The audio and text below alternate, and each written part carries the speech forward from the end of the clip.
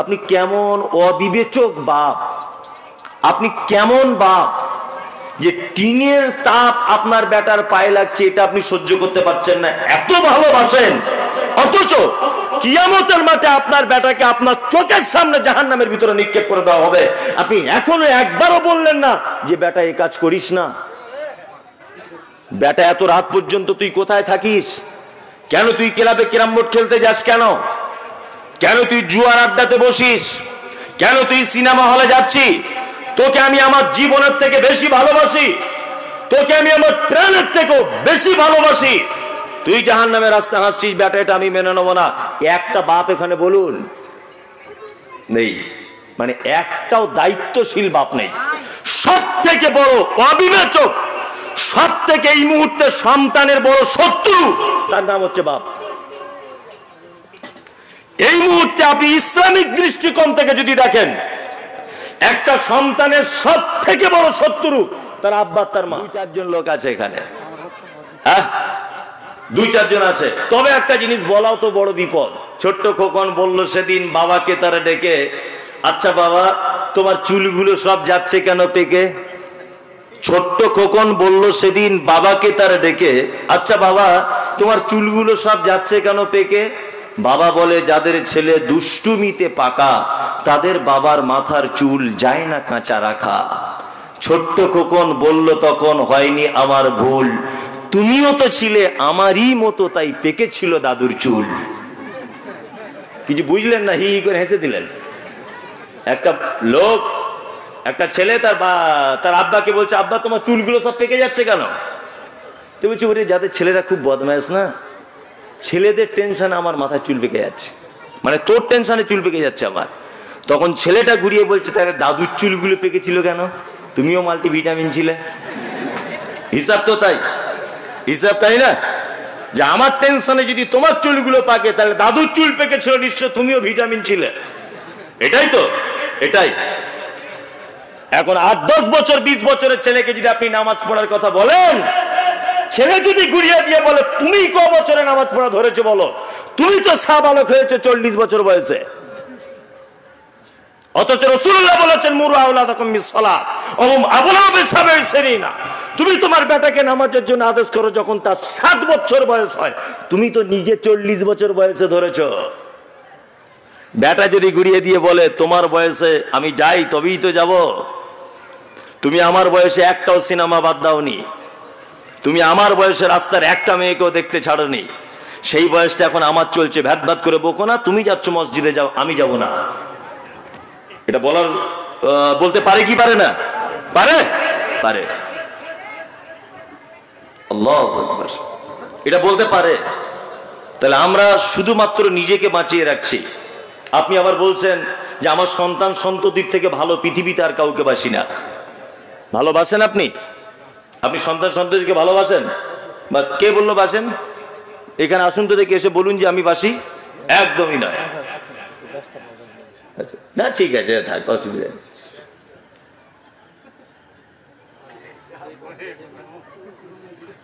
থাক থাক, ওটা মিস্টেক হয়েছে, ওটা কিছু না। যাই হোক, আপনি আপনার পরিবারকে কতটা ভালোবাসেন একটু আপনাকে চেক করে দেখা যাক। আপনাকে আমি চেক করে দেখছি, দেখে নেন। একজন ওই চৈত্র মাসে খুব রোদ্দুর হয়, হয় না? হয়, খুব রোদ্দুর।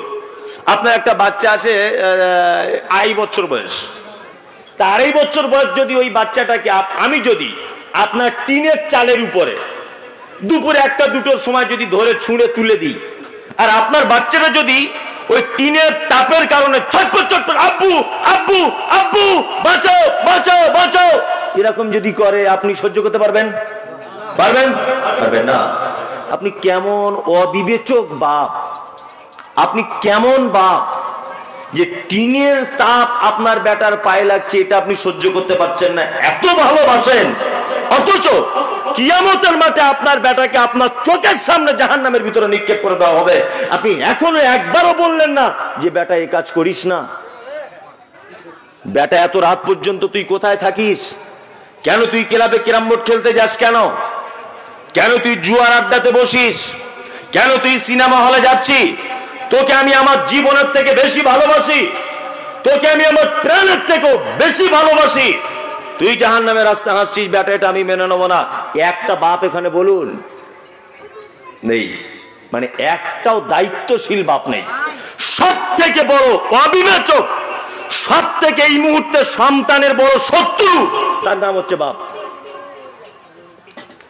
এই মুহূর্তে আপনি ইসলামিক দৃষ্টিকোণ থেকে যদি দেখেন, একটা সন্তানের সব থেকে বড় শত্রু তার আব্বা, তার মা, সব থেকে বড় শত্রু। আপনার বেটা জাহান্নামের রাস্তায় চলে যাচ্ছে, আপনি কেন তাকে নিষেধ করছেন না? 7 বছরের বেটা চুল কেটে এসেছে এমন করে, 7 বছরেও ভালো মন্দ কিছু বোঝে? হ্যাঁ, ছেলে পিলে বিয়ের পরে না হয় বাপ মায়ের কথা শুনেন, এটা আমি জানি। 7 বছরের বেটা আপনার কথা শুনবে কি শুনবে না? শুনবে। তার মানে ওকে বাদ দিয়ে ওর বাপের পাছার চামড়া তুলে দিতে হবে কাঁচা কুঞ্চি দিয়ে। বদমাইশি জায়গা পাবো না। 7 বছরের ছেলে এরকম চুল কেটে এসেছে, তুই বুঝতে পারবো না? ঈদের সময় 7 বছরের ছেলে এরকম প্যান্ট পরে, তার মানে আপনি বাপ নয়, আপনি শত্রু। আল্লাহ সুবহানাহু ওয়া তাআলা বলছেন কুদুহান নাস ওয়াল হিজারা, জাহান্নামে মানুষকে দেওয়া হবে আর পাথরকে দেওয়া হবে। মানুষকে না হয় দেওয়া হবে, এটা না হয় বোঝা গেল, পাথর কেন জাহান্নামে যাবে? এটা তো ভাববার বিষয় নয়। পাথরের উপরে তো কোরআন অবতীর্ণ হয়নি, হয়েছে? পাথর তো জড় পদার্থ, ও কিছু ভালো মন্দের কিছু বোঝে না, বোঝে না। তাহলে পাথরকে কেন জাহান্নামের ভিতরে দেওয়া হবে? এইখানে তাফসীর ইবনে কাসির তাফসীর করতে গিয়ে বলেছেন পাথর 2টা কারণে জাহান্নামে দেওয়া হবে। এক, পাথর দ্বারাতে আগুনের তীব্রতাকে বাড়ানো হবে। 2, পাথরগুলো এই কারণে জাহান্নামের ভিতরে দেওয়া হবে, পাথরে কিন্তু আগুন জ্বলে, এটা জানেন? শিক্ষিত মানুষরা আছেন, অগ্নিগিরি হয় না পাথরের পাহাড়ে?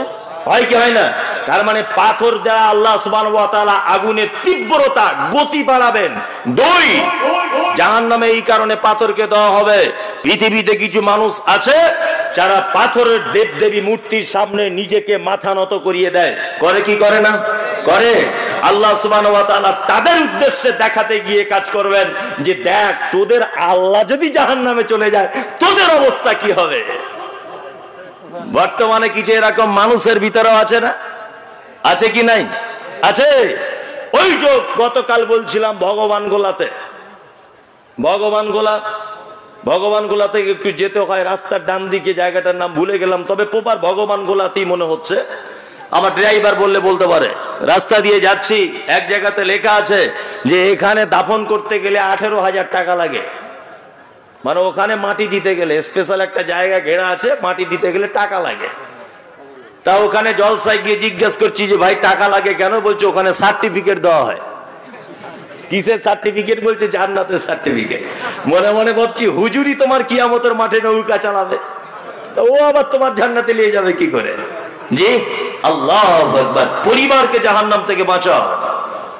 আর একটা কথা মাঝখানে বলে দিলাম, সেটা হচ্ছে এই, আমাদের মাঝখানে একজন নবী ছিলেন, নবীটার নাম হচ্ছে নূহ আলাইহিস সালাম। নাম শুনেছেন? নূহ আলাইহিস সালাম। 4 বেটা। কটা বেটা? 4। একটার নাম হাম, একটার নাম শাম, একটার নাম ইয়াফাজ, একটার নাম কেনান। হাম, শাম, ইয়াফাজ, কেনান, 4 বেটা নূহ আলাইহিস সালামের। ছোট বেটাটার নাম হচ্ছে কেনান। ঘর মে আগ লাগি হ্যায় ঘর হি কি চিরাগ সে, ঘরের শত্রু বিভীষণ, এটা কথা আছে না? হ্যাঁ, নূহ আলাইহিস সালাম আল্লাহকে বলছেন, আল্লাহ 950 বছর আমার বয়স, কথা বলতে গেলে তোতলা তোতলা ভাব চলে আসছে, শিরা উপশিরার তেজ কমে যাচ্ছে, আমার মস্তিষ্কের বিকৃতি ঘটে যাচ্ছে, কথা ভালো করে বলতে পারছি না, বুঝ শক্তি কমে যাচ্ছে। আল্লাহ, এত 950 বছর লাইলা ওয়া নাহারা, দিন এবং রাত অবিরাম মানুষকে জাহান্নাম থেকে বাঁচাবার জন্য বলেছি, মানুষ কিন্তু ঈমান আনেনি। এক এক তাফসীরে এক এক রকমের এসেছে, কেউ কেউ বলছে 40 জন, কেউ কেউ বলছে 60 জন। 950 বছরের রেজাল্ট, 950 বছরে 40 থেকে 50 জন লোক ঈমান এনেছে। নূহ আলাইহিস সালাম আল্লাহকে বলছেন, আল্লাহ এই দায়িত্ব আমাকে আর দিও না, ব্যবস্থা কিছু একটা করো। তখন আল্লাহ তাআলা বলছেন, নূহ ওদেরকে বলে দাও আযাব চলে আসবে, তুমি নিজে একটা নৌকা তৈরি করো, প্রত্যেক প্রাণীদের জোড়ায় জোড়ায় করে নৌকাতে তুলে নাও, যারা ঈমান এনেছে তাদেরকেও তুমি নৌকাতে তোলো। নূহ আলাইহিস সালাম নৌকাতে তুললেন, আল্লাহ বলছে সাবধান করে দাও, আমার আযাব আসছে। নূহ আলাইহিস সালাম বললেন, আল্লাহ আযাব কি ধরনের হবে? বলছে মেয়েরা চুলোতে রান্না করতে করতে হঠাৎ চুলোর ভিতর থেকে পানি বার হবে, এটাই আমার আযাব। বিস্তারিত ঘটনা সংক্ষিপ্ত করে বলছি। তা মানুষ দলে দলে এসে বলছে, নূহ জাদু করে দিলে, জাদু করে দিলে, তুমি তো মারাত্মক জাদুকর, এই চুলোর ভিতর থেকে পানি উঠছে কেন? নূহ আলাইহিস সালাম তখন বলছে, আমি জাদুকর না, আমার রবের আযাব এসেছে। এখনো বলছি তোমরা উঠতে পারো আমার নৌকাতে, ঈমান এনে নাও। আল্লাহু আকবার। কিছু কিছু লোক তবুও ভয় করছে, কিন্তু নিজের ছোট বেটা কেনান এসে বলছে, নবী নূহ তোমাকে আব্বা বলে মানি, তবে তোমাকে নবী বলে মানি না, তোমার আল্লাহকে আল্লাহ বলে মানি না। আর তোমার এত বড় আল্লাহর এই সামান্য আযাব, এই চুলোর ভিতর থেকে পানি, এই বাচ্চা ছেলেদের সঙ্গে খেলা করা মানে কি? ক্রিটিসাইজ করছে নানান রকম ভাবে। নূহ আলাইহিস সালাম তখন বলছে, আল্লাহর বড় আযাবের অপেক্ষা করো, অপেক্ষা করো। আস্তে আস্তে আস্তে পানি বাড়ছে। তখনও নূহ আলাইহিস সালাম বেটাকে গিয়ে বলছেন, বেটা ঈমান আনো, বেঁচে যাবে, ঈমান আনো, বেঁচে যাবে, ঈমান আনো, বেঁচে যাবে। বেটা তখন বলছে, তোমার আল্লাহর এত পাওয়ার, যদি পাহাড়ে পানি লাগাবে, আমি যদি পাহাড়ে উঠবো, দেখি তোমার আল্লাহর কত পাওয়ার। যদি পাহাড়ে উঠেছে কে? কেনান। পানি যখন যদি পাহাড় যখন ওভারটেক করছে, তখন নূহ আলাইহিস সালাম নৌকা নিয়ে বেটা চারিদিকে ঘুরছে, আর বারবার একটা কথা বলছে, আল্লাহ এতজন মারা গেল পানিতে, আমার কোনো আফসোস নেই, কিন্তু এটা আমার পরিবার, এটা আমার পরিবারের একজন কলিজা নিংড়ানো সন্তান, আমার ছোট বেটা কেনান। একবার যদি নৌকায় তোলার পারমিশন হতো। বারবার বলছেন, আল্লাহ উপর থেকে বলছেন, ঈমান নেই, কোনো সম্পর্ক নেই, ঈমান নেই, কোনো সম্পর্ক নেই। তার মানে বোঝা গেল নবী তার বেটাকে বাঁচাতে পারছে না। পারছে? নবী তার বেটাকে বাঁচাতে পারছে? পারছে না। আমাদের মাঝে নবী ছিলেন, নবীর নাম মুহাম্মদ সাল্লাল্লাহু আলাইহি ওয়াসাল্লাম। আপন চাচা, তার নাম আবু তালিব। চাচা মারা যাচ্ছেন। ইসলামিক ইতিহাসে একটা ছেঁড়া পাতাতেও আপনি দেখাতে পারবেন না যে আবু তালিব কখনো হযরত মুহাম্মদ সাল্লাল্লাহু আলাইহি ওয়াসাল্লামের বিরুদ্ধচারণ করেছেন। ঈমান আনেনি, তবে আল্লাহ নবীকে মারতে এসেছে, আল্লাহ নবীকে অপমান করতে এসেছে। চাচা প্রাচীরের মতো দাঁড়িয়ে গিয়ে বলে, চাই আমি এখনো পর্যন্ত বেঁচে আছি, আমার ভাতিজা মুহাম্মদকে মারবে মানে চাম গুটিয়ে দেবো তোমাদের, চলো এখান থেকে যাও। প্রাচীরের মতো সব সময়তে সাপোর্ট করেছেন। এই চাচা মারা যাচ্ছেন, আল্লাহ নবী সাল্লাল্লাহু আলাইহি ওয়াসাল্লাম মাথার কাছে গিয়ে বসে বলছে, চাচা একবার শুধু তুমি বলো লা ইলাহা ইল্লাল্লাহ, কিয়ামতের মাঠে আমি তোমার ব্যাপারে আল্লাহর দরবারে কিছু বলতে পারবো। এই সময় চাচা ভাতিজার কথা চলছে। আবু জেহেল, আবু লাহাব এসে বলছে, কি ব্যাপার আবু তালিব, এতদিন 360টা দেব দেবীর পূজা করে গেলে, আর আজকে তুমি তোমার ভাতিজার কলেমা পড়ে পৃথিবী ছেড়ে বিদায় হতে চাইছো? কখনোই এটা হতে পারে না। এক কাজ করো, আমাদের সঙ্গে তুমি থেকে মৃত্যুবরণ করো। আবু জেহেল, আবু লাহাবের সঙ্গে চাচার কথা চলছে। আল্লাহ সুবহানাহু ওয়া তাআলার অর্ডার হয়েছে, নবীর চাচার টাইম শেষ। এক পর্যায়ে আল্লাহ নবীর চাচা মারা গেলেন, কলেমা পড়তে পারলেন না। আল্লাহর নবী নিজের জবানে বলছেন, আমার চাচাকে কিয়ামতের মাঠে বিচার করার পরে আল্লাহ সুবহানাহু ওয়া তাআলা জাহান্নামের ভিতরে দিবেন। আর আমার চাচা বলে এতটুকুই সাবসিডি করা হবে যে আমার চাচার লোহার দুটি জুতো গরম করে আমার চাচার পায়ে পরিয়ে দেওয়া হবে। সেই কারণে তার মাথার মগজ টকবক টকবক করে ফুটবে। এটা হচ্ছে জাহান্নামের সবথেকে হালকা আযাব। তার মানে বোঝা গেল, ওইদিকে নূহ আলাইহিস সালামের বেটা কেনান নবীর বেটা হয়ে নিজেকে টেকাতে পারলো না। এইদিকে নবী মুহাম্মদ সাল্লাল্লাহু আলাইহি ওয়াসাল্লামের আপন চাচা নাম তার আবু তালিব, নিজেকে টেকাতে পারলো না। আল্লাহ নবী নিজের জবানে বলছেন চাচাকে জাহান্নামের ভিতরে ঢুকিয়ে দেওয়া হবে। হুজুর বলছে আমি নাকি সার্টিফিকেট দিলে ও বেঁচে যাবে। এটা হয় কি করে? নবীর চাচা টিকতে পারে না, হুজুর টিকাবে? এটা কি সম্ভব? আমার গ্রামের পাশে ইফতার পার্টি হয়েছে, কোন একটা পীর সাহেব গেছেন, আল্লাহর কসম, এটা ইউটিউবে সার্চ করলে আপনি দেখতে পাবেন, মনে হয় 27 রমজান সম্ভবত হুজুর এসেছে। হুজুর এসে বক্তব্য রাখছে ইফতারের আগে। ইফতারের আগে বক্তব্য রাখতে রাখতে বলছেন, আমাদের এই ইফতার পার্টিতে যারা যারা, হুজুর এখন রাজনীতিতে নেমেছে, কোন হুজুর নাম বলবো না, আপনি বুঝে নেন, নাম বললে অসুবিধা আছে। হুজুর বলছে যে আমার দেওয়া ইফতার যারা আজকে খাবে, নিশ্চয়ই 100% আমার সাথে তারা জান্নাতের ভিতরে থাকবে। আমার ওখানে গ্রামের মানুষ ছিল অনেক, আমিও সাইড থেকে দাঁড়িয়ে দাঁড়িয়ে দৃশ্যটা সব দেখেছি যে ঘটনা কি হয়। ইফতারের আগ মুহূর্ত পর্যন্ত হুজুরের বক্তব্য শুনেছি, হুজুর কি বলতে চায়।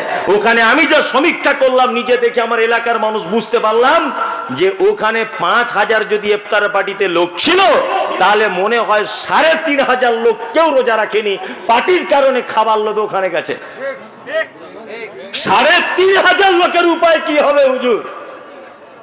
লাস্টে দেখছি একটা 52 হাত পাকড়ি ছুঁড়ে দিয়েছে, দিয়ে বলছে এই পাকড়িতে সবাই টাচ করে করে যাবেন, কিয়ামতের মাঠে এই পাকড়ি আমি আপনি সবাই একসাথে জান্নাতের ভিতরে থাকবো। মনে মনে হচ্ছে যে ওর বাপের ঠিকাদারি করা আছে জান্নাতটা। কি আশ্চর্য ব্যাপার! হ্যাঁ, নবী তার চাচাকে বাঁচাতে পারে না, আর কোথায় 10 নম্বর 8 নম্বর 9 নম্বর কোয়ালিটির হুজুর এ বলছে পাবলিককে সব বাঁচিয়ে দিবে। আশ্চর্য ব্যাপার। বাঁচানো যায়? যায়। কে বাঁচাতে পারে? কে? আল্লাহ, আল্লাহ, আল্লাহ। বিকল্প কোনো পথঘাট নেই, বাঁচা কোনো রাস্তা নেই। আমি আপনাকে কয়েকটা কথা বলে দিয়ে বক্তব্য শেষ করে দেব। এক, উপদেশ, আপনার পরিবারকে আপনি কিভাবে জাহান্নাম থেকে বাঁচাবেন আর কি দিয়ে বাঁচাবেন এটা জানার দরকার আছে না নেই? আছে। একটা একটা করে জানুন। আমি এই সুর করে করে বলছি না তো, ঠিক আছে তো? অসুবিধা নেই তো? অসুবিধা নেই। তা আমাদের মাঝে একটা লোক ছিলেন, লোকটার নাম হচ্ছে লোকমান হাকিম। নাম শুনেছে? নবী ছিলেন না, রাসূলও ছিলেন না। কে ছিলেন? শিক্ষিত মানুষ, জ্ঞানী মানুষ, তাই না? তার মানে শিক্ষিত মানুষদের সম্মান আছেই। সারা পৃথিবীর সূচনা থেকে শিক্ষিত মানুষদের সম্মান আছে, আছে না নেই? আছে। আমাদের কাছে আছে? আছে? হ্যাঁ আছে। এই তো বলছেন আছে, পরীক্ষা করে দেখবো আছে কিনা। আমি মমতাজুল ইসলাম, আমি মানে আপনার কি বলবো, এই রঘুনাথগঞ্জ থানার সব থেকে বড় শিক্ষিত ধরে নেন, ধরে নেন। তা আমি এবারে ওই সিপিএম থেকে ভোটে দাঁড়াবো, পঞ্চায়েত ভোটে। আরে এই এই যে মানুষটি আছেন আমি চিনি না, একটু বোঝানোর জন্য জাস্ট। তা ইনি লেখাপড়া কিছু জানেন না, সাধারণ লোক। উনি দাঁড়াচ্ছেন এবার তৃণমূল থেকে, আমি কিন্তু খুব শিক্ষিত লোক। আচ্ছা বলুন তো, জেতার সম্ভাবনা কার আছে? হ্যাঁ, টিএমসির। টিএমসির, তাই না? অথচ পার্লামেন্টে যখন বিভিন্ন ব্যাপারে বিল পাস করা হয়, আমাদের বিপক্ষে যখন কোনো আইন তৈরি করা হয়, তখন কিন্তু আমরা রাস্তাতে পথ অবরোধ করে বসে থাকি, খাই কিনা? কেন এটা করা হলো, কেন এটা হবে, ঈদের দিনে কেন পরীক্ষা, ঈদের দিনে কেন অমুক, এই এটা কেন হবে, ওটা কেন হবে, করি কি করি না? চিল্লামিল্লি করি কি করি না? করি। আসলে দোষ তো সরকারের নয়, পার্লামেন্টেরও নয়, দোষ আপনার। আপনি অশিক্ষিত লোককে ভোট দিয়ে ওই জায়গায় পাঠিয়েছেন, তার থেকে ভালো কি আশা করতে পারেন? হ্যাঁ, আপনি তো নিম্ন কোয়ালিটির মানুষকে পার্লামেন্টে পাঠিয়েছেন, তার থেকে ভালো কি আশা করতে পারেন? আশা করতে পারেন?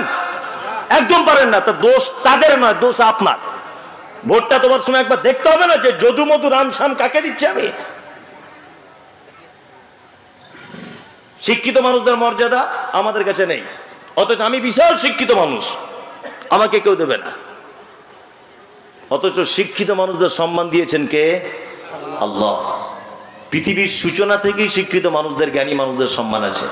পবিত্র আল কোরআন বলছে ওয়া আল্লামা আদামাল আসমাআ কুল্লাহা সুম্মা আরাদাহুম আলাল মালাইকাতি ফাকাল আম্বিউনি বিআসমাই হাউলাই ইন কুনতুম সাদিকিন।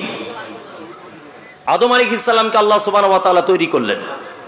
তৈরি করার পরে পৃথিবীর প্রতিটা বস্তুর নাম জানিয়ে দিলেন, প্রতিটা জিনিসের নাম জানিয়ে দিলেন। এরপরে আল্লাহ সুবহানাহু ওয়া তাআলা ফেরেশতাদেরকে ডেকে বলছেন, আর আদমকেও ডাকলেন। ফেরেশতার আদমকে ডেকে এবার আল্লাহ ফেরেশতাদেরকে বলছে, তোমরা এই জিনিসের নামগুলো বলতে পারবে? তখন বলছে না, আল্লাহ বলতে পারবো না, আপনি যতটা শিখিয়েছেন ততটাই বলতে পারবো, বেশি বলতে পারবো না। তখন আল্লাহ তাআলা বলছেন, আদম বলো তো এই জিনিসগুলোর নাম।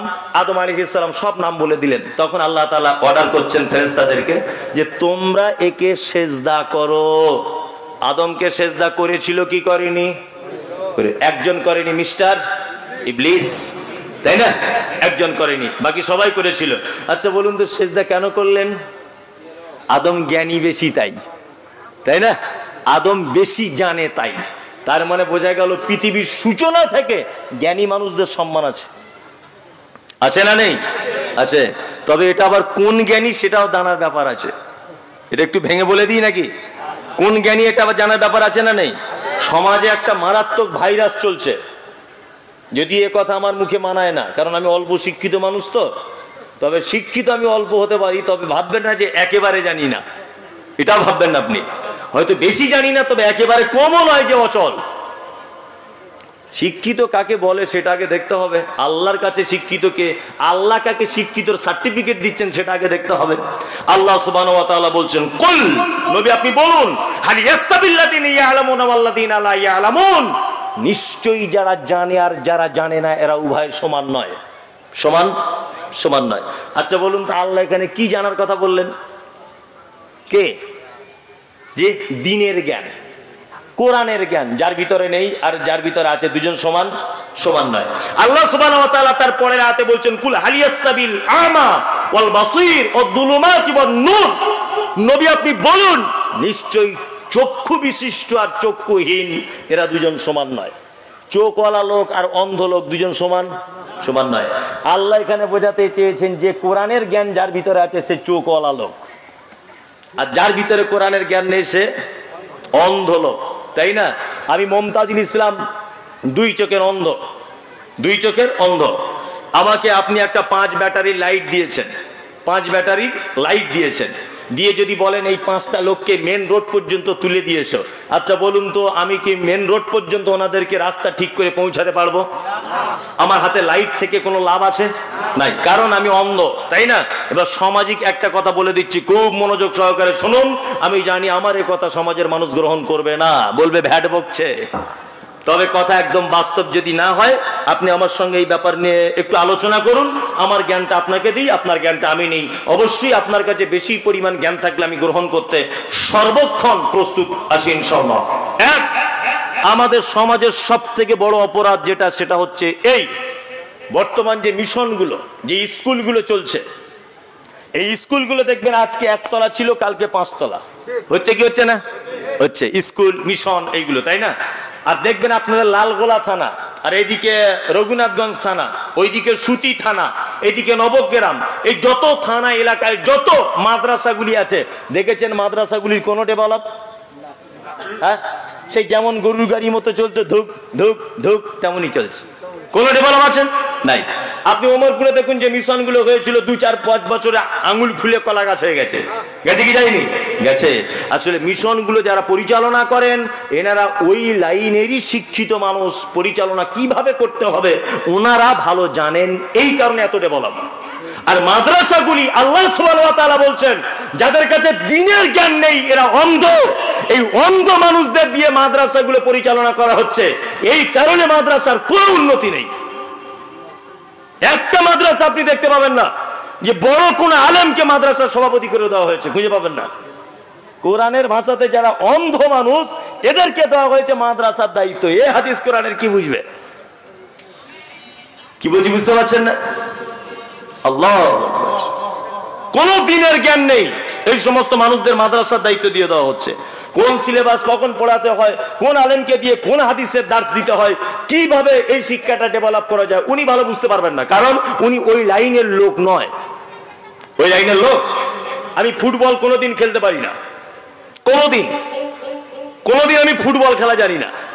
তা আপনাদের গ্রামে এসেছি ইসলামপুরে, এসে দেখছি বল খেলার মাঠে 16 দলের একটা খেলা চলছে।